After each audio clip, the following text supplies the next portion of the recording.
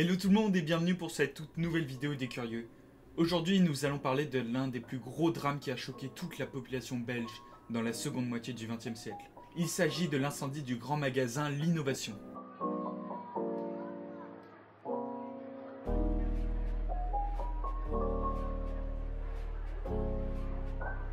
Mais tout d'abord, c'est quoi l'innovation ? L'Innovation, ou également appelé à l'époque l'Inno, était le plus grand magasin de Belgique, dans la plus célèbre rue commerçante de la ville, qui s'appelait la rue Neuve. L'édifice est construit en 1902 par le célèbre architecte belge de l'époque, Victor Horta. Il est par la suite profondément remanié en intégrant différents bâtiments voisins pour finalement compter 5 étages et un total de 24 000 m² de rayonnage et 8 000 m² d'entrepôt.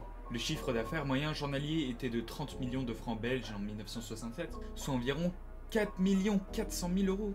Le bijou qui faisait la fierté du magasin, c'était la verrière Horta, qui est située en plein cœur du magasin, mais c'est également celui-ci qui donnera le coup de grâce au magasin le 22 mai 1967. Ce jour-là commença comme les autres à Bruxelles. L'Innovation ouvrit ses portes comme d'habitude à 9 h sans aucun problème. Ce n'était pas l'affluence des grands jours ce matin-là. Cette semaine-là devait être une grande semaine pour le magasin car précisément ce jour-là débutait la semaine américaine.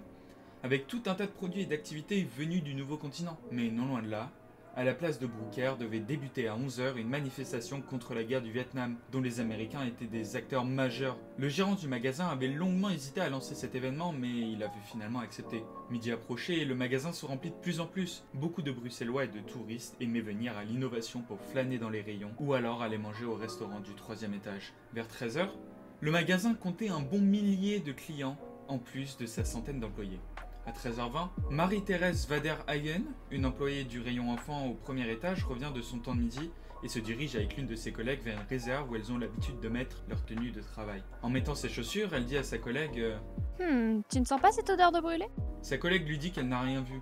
Marie-Thérèse se relève et voit que le mur derrière devient rouge. Elle décide alors d'aller voir ce qui se passe dans les réserves voisines et quand elle ouvre la porte, ce fut l'effroi. Un énorme foyer d'incendie venait de démarrer dans cette petite réserve construite quelques années plus tôt. L'employé appela directement le pompier de garde affecté à l'Innovation qui essaya d'éteindre l'incendie avec un extincteur, malheureusement sans succès. Elle déclara plus tard à un journaliste de la RTBF Le pompier de garde est très vite arrivé avec son extincteur, mais je ne suis pas sûre que son extincteur marchait. Il poussait sur la manivelle. Il y a eu un peu de mousse qui est sortie, mais de toute façon, il était déjà trop tard. Il ne pouvait plus rien faire.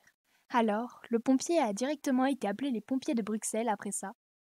Il était 13 h 29 et à 13 h 30, les alarmes incendie retentissent dans le magasin, mais furent confondues avec le signal de fin de pause. À 13 h 32, les pompiers de la zone Bruxelles-Capitale sont alertés de la situation à l'Innovation et à 13 h 40, les premiers arrivent sur les lieux.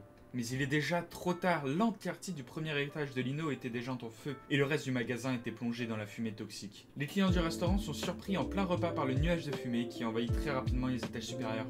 Un client du restaurant a également déclaré à la RTBF « J'étais dos au magasin et ma maman qui était en face de moi et qui voyait donc ce qui se passait dans le magasin a dit « Il y a le feu ». Alors tout le monde s'est levé mais alors jusque-là, personne n'avait bougé. Rien remarqué. Et en moins d'1 minute, on n'a plus rien vu tellement la fumée était dense. Le seul moyen de sortir pour tous les clients et employés était de passer par les fenêtres et attendre sur le toit. Il y avait aussi 3 escaliers de secours, mais très mal indiqués. En effet, à l'époque, les normes de sécurité contre les incendies dans les magasins étaient très faibles, contrairement à aujourd'hui. Et l'esthétique comptait plus que la sécurité. Désormais, l'Innovation était un véritable brasier et menaçait les autres bâtiments de la rue Neuve.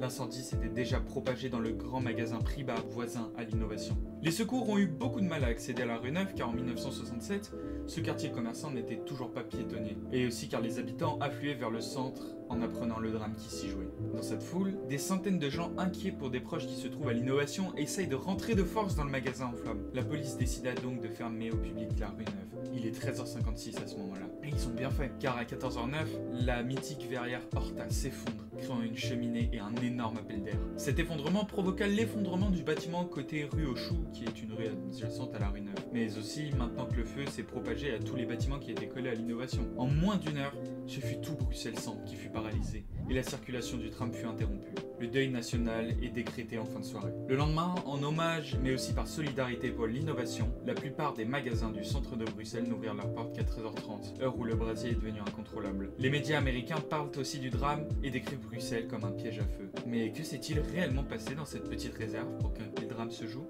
Aujourd'hui encore, personne ne le sait. Aujourd'hui, vous pourrez toujours aller dans un magasin innovation. La chaîne de magasins s'appelle désormais Galeria Inno et ils sont même plus nombreux. Et voilà, c'est presque la fin de cette vidéo. Si elle t'a plu, n'oublie pas de mettre un pouce bleu bien évidemment. Et si ce n'est pas déjà fait, abonne-toi et active la cloche. C'était Les Curieux pour vous servir. À bientôt.